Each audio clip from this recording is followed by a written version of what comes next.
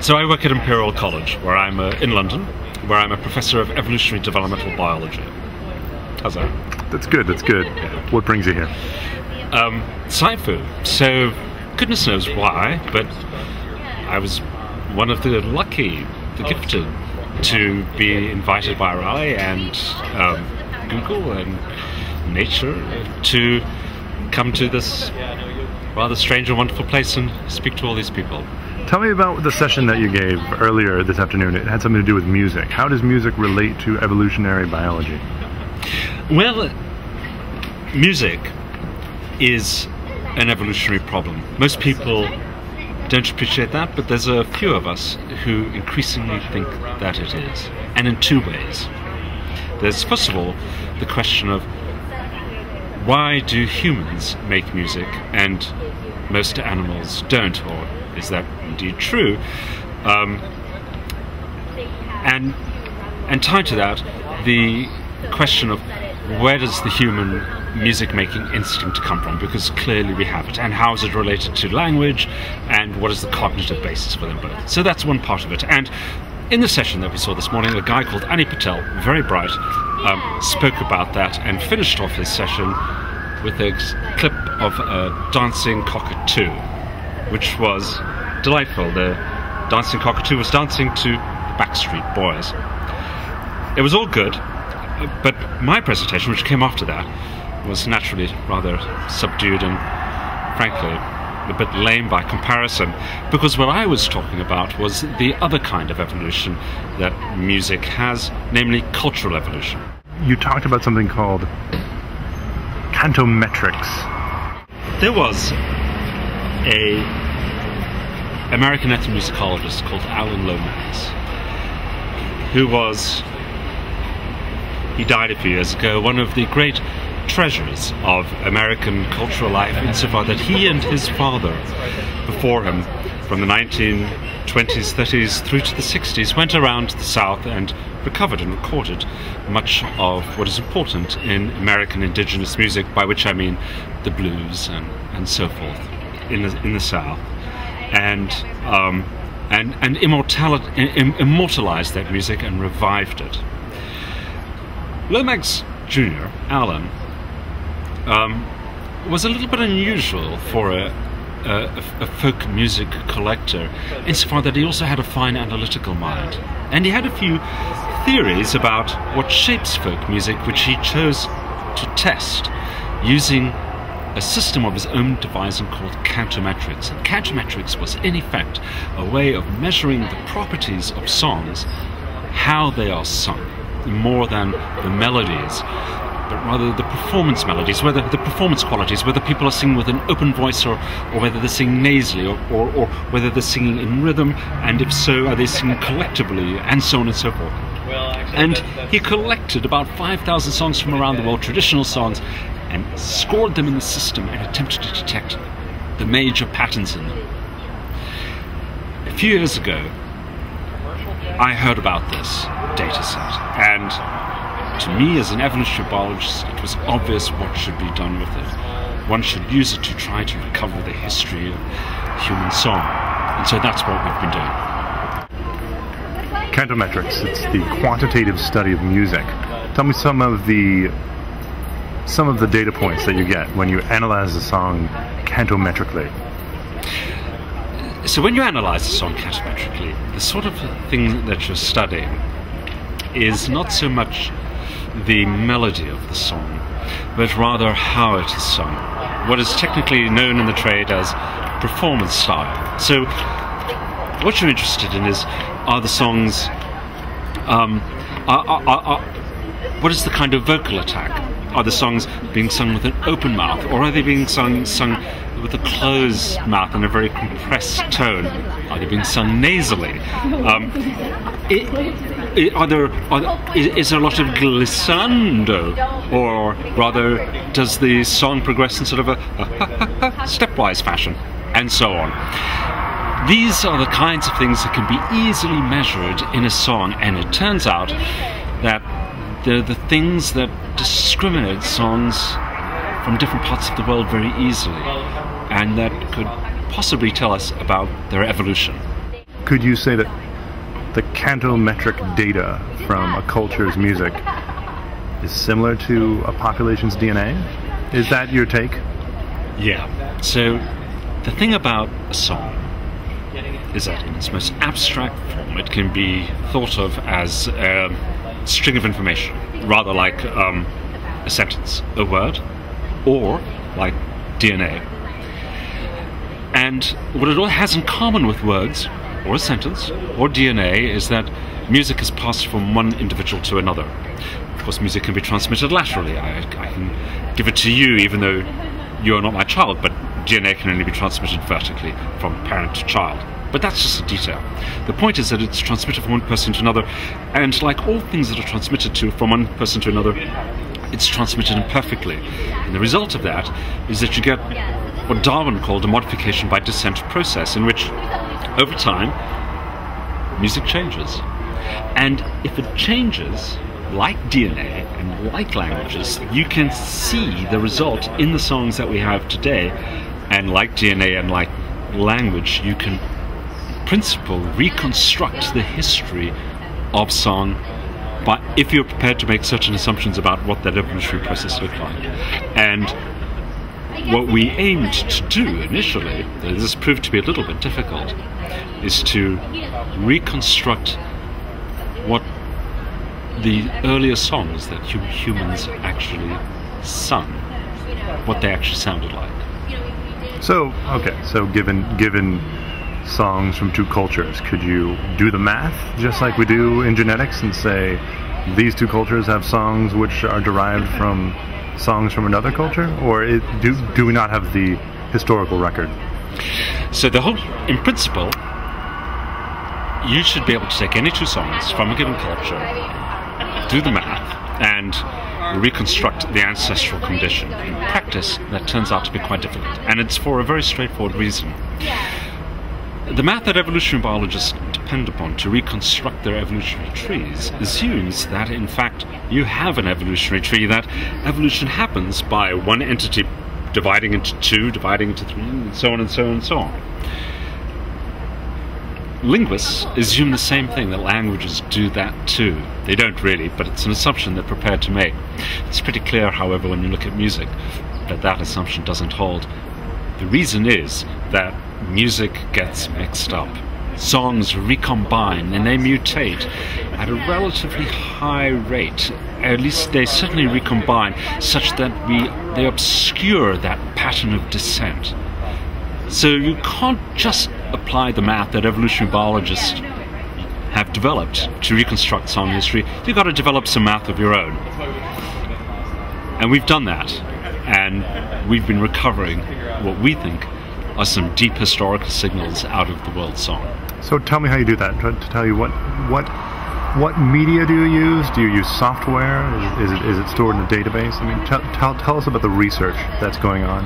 I can tell you something about the research. So we have a database of songs, and that database is large by the standards that Lomax was working on. It's 5,000 songs belonging to 800 cultures and 44 variables, each of which has about a dozen variable states which they can adopt.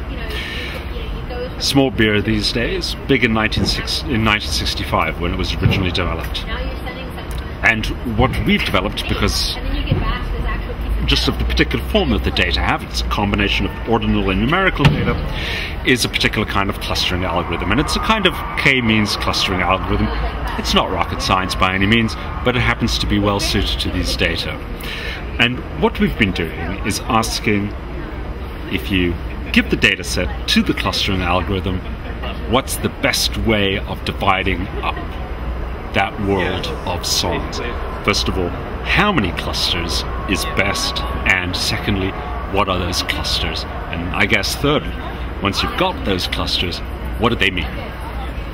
At the moment we're working with the Lomax data collection, which he culled together the hard way, splicing them together from tape and taking them off records and all that sort of thing. Bear in mind, this was all done in the 1960s.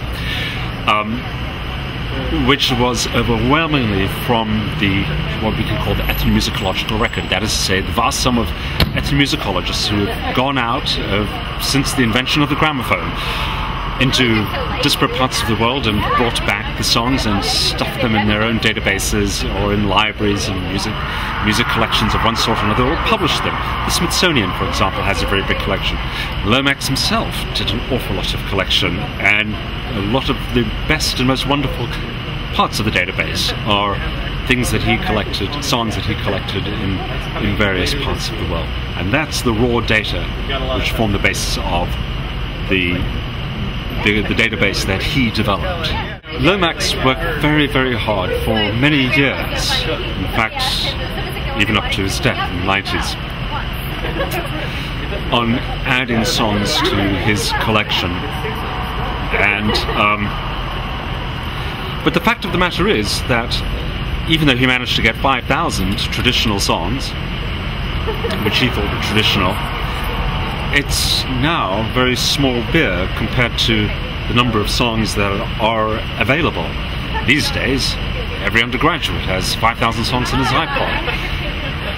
So we should be able to do better, especially as out there in the great ethnomusicological libraries there are vastly, vastly greater numbers of songs which are just sitting on tapes, or which the libraries are now beginning to digitize.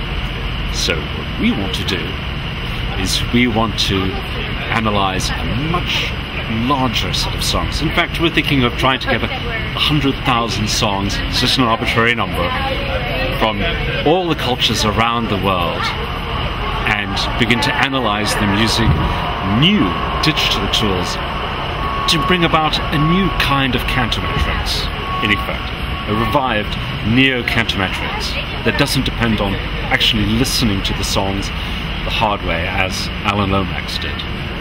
So I've heard you talk about ethnomusicology, yet you are an evolutionary biologist by training, defining the new field of neo-cantology.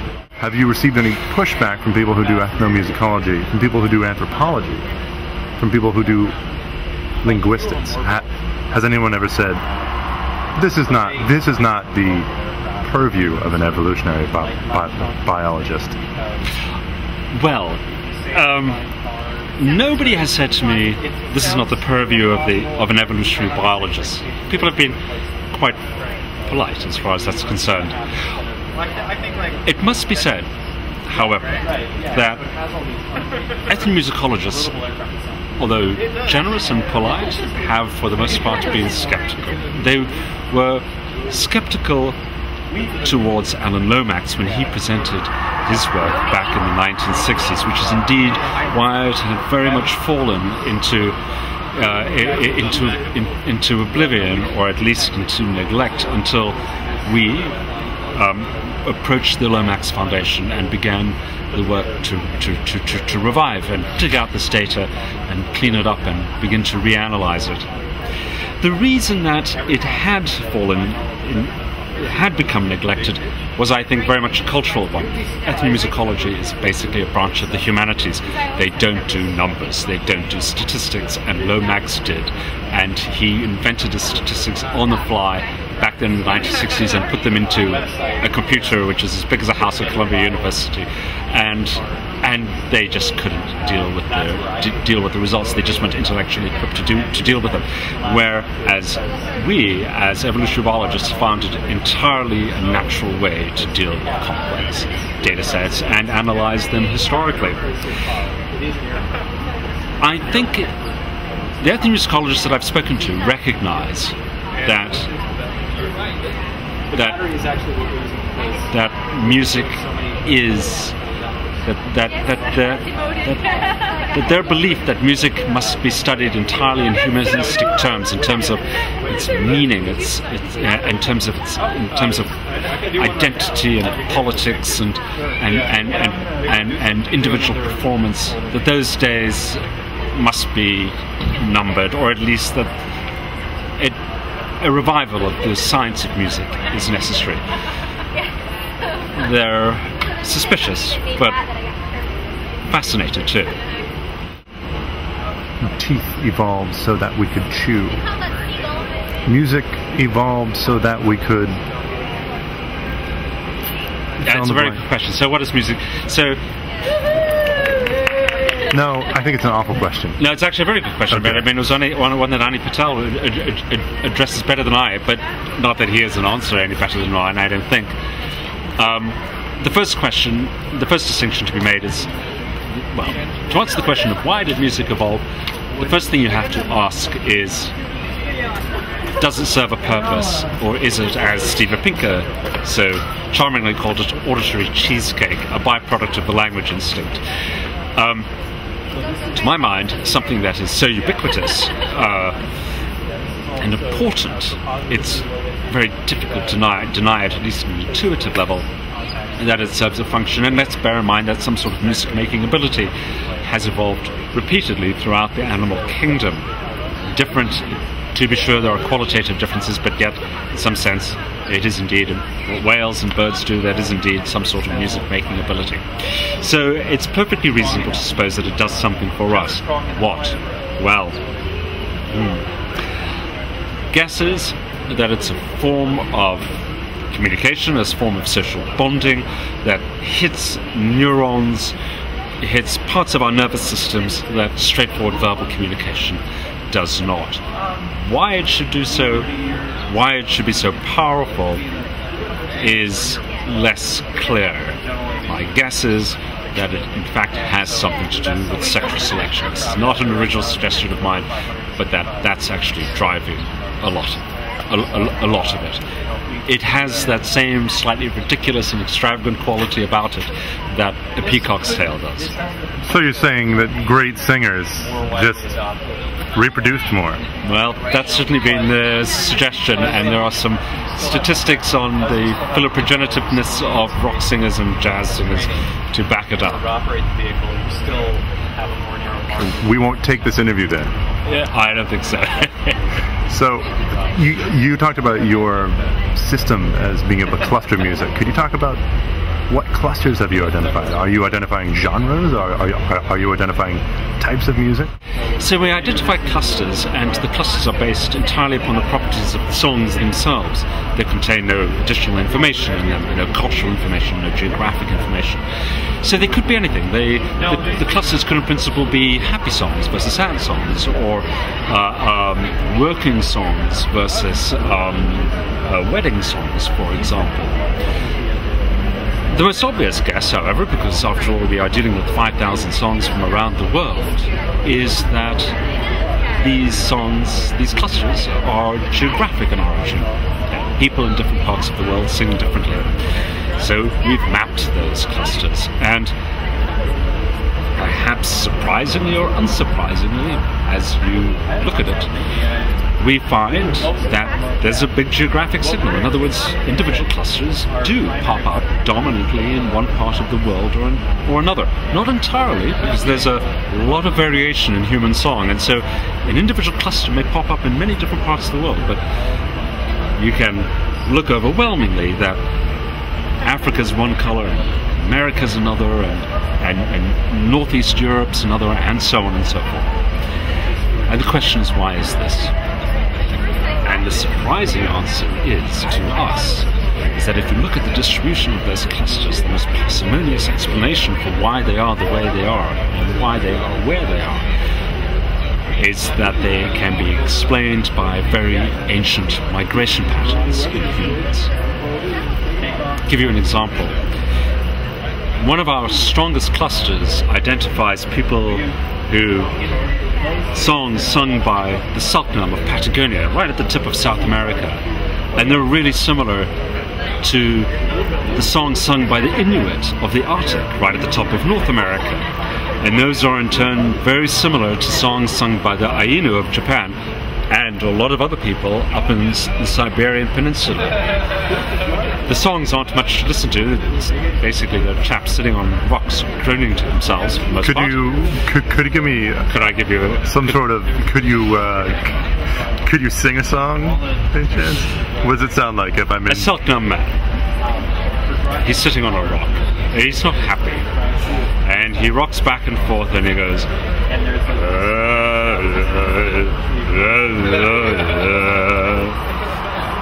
and does that for, well, about an hour or so. I must say, one expects music to grow on one as time goes by, but I have to say that Cluster F, Americas, it's proving to be a tough one, and I say that after having listened to a lot of those songs. Anyway. But you didn't personally have to listen to them to get the data. That's quite correct. It was mostly the software that's right. that was subjected to rhythmic moaning. That's right. But we've done a lot of listening to ourselves just to make sure that it's doing what the software is doing what it should be doing. Right. There's nothing quite like having a human ear sit through it all. Yeah. So essentially, the software is a sentry that says this is a cluster that sounds very similar, and then a human listens to it and says, "Yep, that's some rhythmic moaning." It's like all these things. You really want to take a look at it yourself to make sure that you think you know what it's doing. Yeah. Patagonia and Siberia. Yeah. Talk about the pattern. I mean, what? Well, this is just one pattern of many. But what's so striking about it is that it is so similar, and one of the best explanations for it. It's not the only one, but it's the most parsimonious explanation.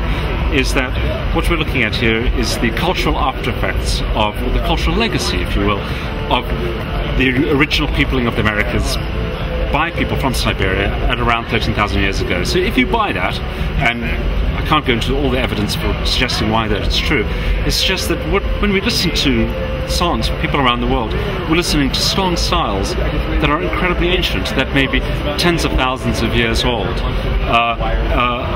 or at least thousands of years old.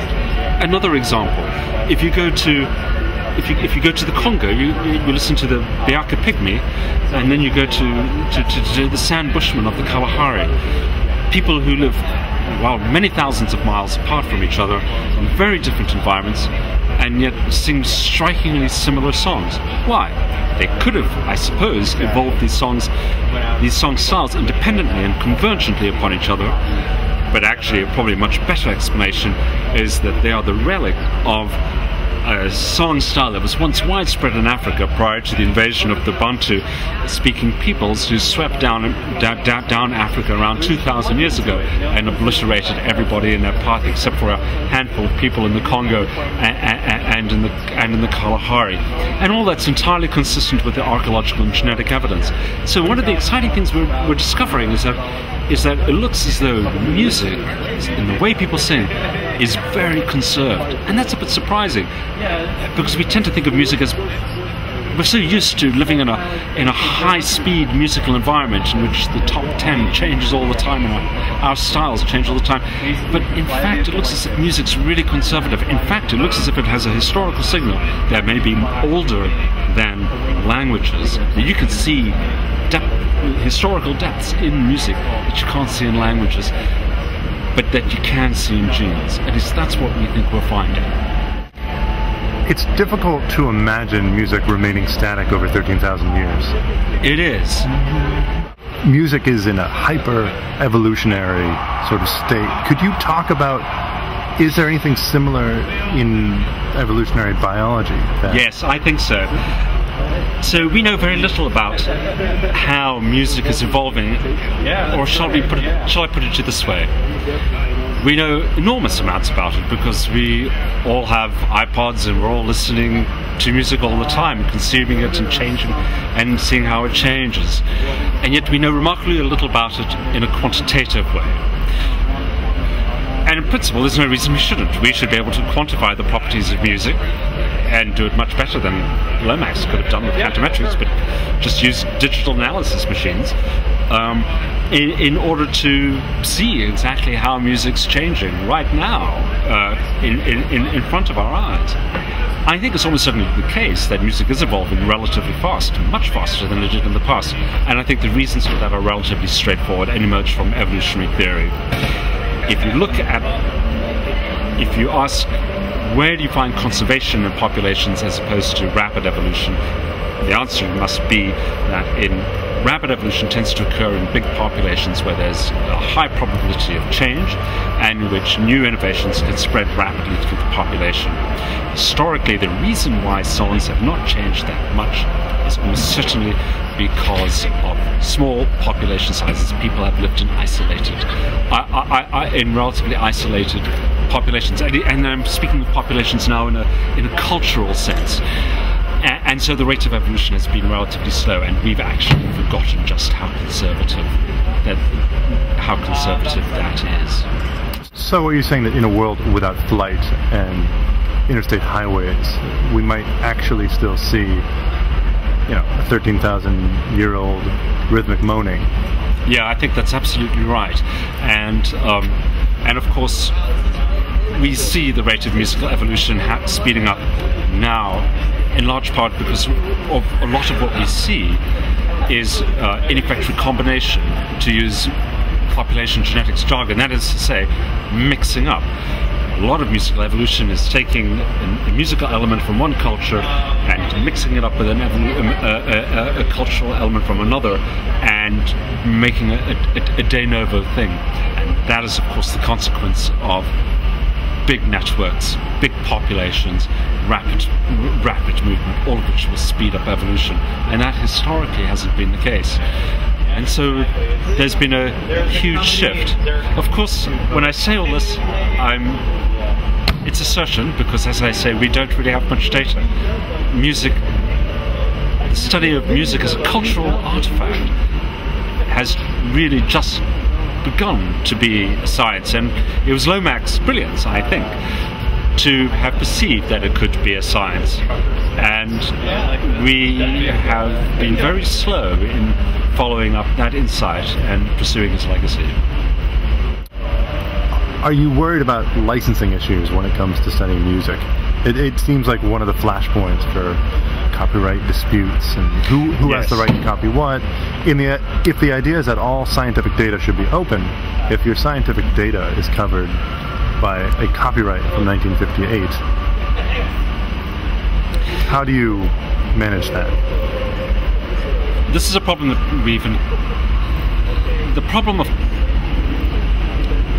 one of the problems for music, studying it scientifically, is indeed that it is surrounded by all sorts of copyright and ownership issues. And I must say that I've had a bit of difficulty dealing with them, because I myself, as a geneticist, and not a human geneticist either, come from a tradition in which scientific data is freely available to anybody who wants it. It's the data you generate. Clearly, modern music is of course owned by people and companies, and record companies and artists. It's a cultural artifact, but it's not necessarily owned by the culture in a way that rhythmic moaning in Patagonia is. Well, but that's a very fraught issue in itself, because every recording that is made of a particular tribal group, that recording is, in some sense, at least initially, owned by the person who made the recording. But increasingly, as people from different cultural groups become more aware of their own cultural legacies, they are laying claim, and ethnomusicologists are supporting them as to their rights that they have over their own cultural productions. All this means, and I don't mean to dispute the rights and wrongs of it, but what it does mean is that it's very hard to see, or it's a problem, a potential impediment to the study of music, in which I would like to be able to build up big databases, and indeed we are beginning to do that, which would then become freely available for anybody to study, to run their own digital analysis programs on, to do their own analyses on, to replicate our results, or indeed discover results that we haven't found. It's the very essence of free inquiry. And I must say that never before have I come across so many impediments and tut-tutting and we can't just do that as I have in dealing with the distribution of music. And I say that regardless of who I'm talking to about this. The project that you're about to embark on, or that you've already started, sounds like it involves a lot of really interesting technology. How would other scientists interested in collaborating with you, or technologists interested in helping out, is there a way for them to participate? Do you... Yes. So I will tell you what I believe what I think. The vision that I have for this project is quite a grand one in a way. I suppose the thing that I love about it is that once you appreciate the notion that music has a history which can be recovered and studied and that its evolution can be studied, then innumerable questions, just a world of questions, all the questions about process and dynamics and form and history that evolutionary biologists ask, and patterns that evolutionary biologists ask all the time about the natural world. All these questions can be immediately asked about the cultural world, about music and about music in specific. More than that, you can actually ask them, I believe, about any cultural artifact. Bear in mind that music is, of course, just one kind of cultural artifact that has a modification by descent type process. Language is, of course, another, and the linguists are pretty sophisticated, although they're not nearly as good as they think they are, I must say. But they're better than the musicologists. But here's another thought.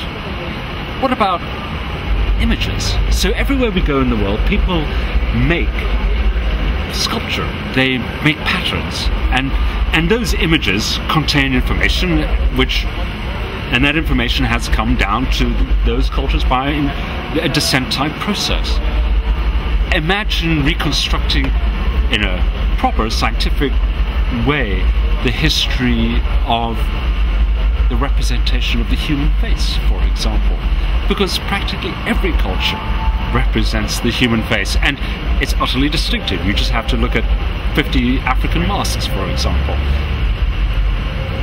There is a world of historical information. There's a world of information out there that remains to be exploited, that can be reconstructed, and it's not one project. It's, I think, if you understand it, it's a whole new way of looking at the diversity of the cultural world around us. Where can we find you? Do you have a website? I've got a website, armandleroi.com, or more easily a.leroi, L-E-R-O-I, at imperial.ac.uk. Okay, I'll make sure to put the link in the story. So, thanks. Thank you for talking to us. My pleasure.